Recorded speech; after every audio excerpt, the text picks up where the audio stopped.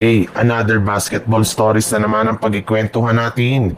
At ngayon nga, yung pag-uusapan natin ang balitang trade ni Dillon Brooks sa Los Angeles Lakers at ang game preview ng Golden State Warriors laban sa Los Angeles Clippers. Ilang araw na lang naman nga ang natitira bago mag-umpisa ang opening night ng regular season, ngunit hindi pa rin naman nga nawawala ang pagsilabasa ng mga trade rumors patungkol sa Los Angeles Lakers. And this time nga ay si Dillon Brooks naman ng Phoenix Suns ang nakadikit ngayon na pangalan sa kanilang kupunan.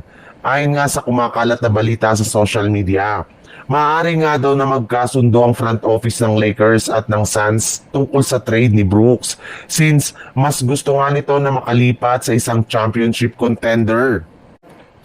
Ayaw nga nito na manatili lamang sa Suns na walang expectation na makapag-compete sa West ngayong taon. Meron rin naman nga daw sapat na trade asset ngayon ng Lakers na may pang-o-offer sa Suns para makuha si Brooks bago pa man sumapit ang trade deadline na bubuuhin ni Gabe Vincent, Maxi Kleber at isang second round pick. Kapag nakuha nga nila ito ay magkakaroon sila ng legit na two-way player na dependable sa depensa at kayang gumawa ng malalaking punto sa kanilang mga laro.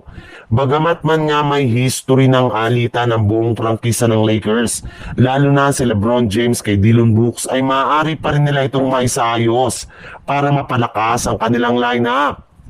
Sa ibang balita naman, kagaya nga ng napag-usapan natin, susubukan na nga ni Coach Steve Kerr ang kanilang tunay na starting lineup laban sa kupunan ng Los Angeles Clippers ngayong araw.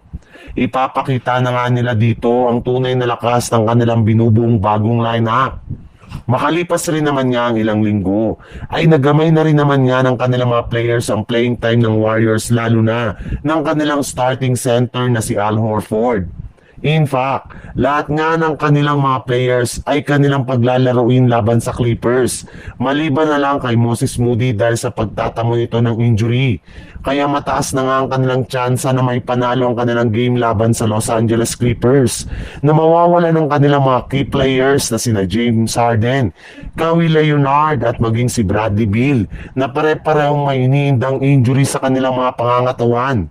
Hindi na nga daw nila ito paglalaruin sa kanilang preseason finale upang sa ganun ay makapagpahinga sila ng maayos at maging mas ready na sila sa kanilang opening next week.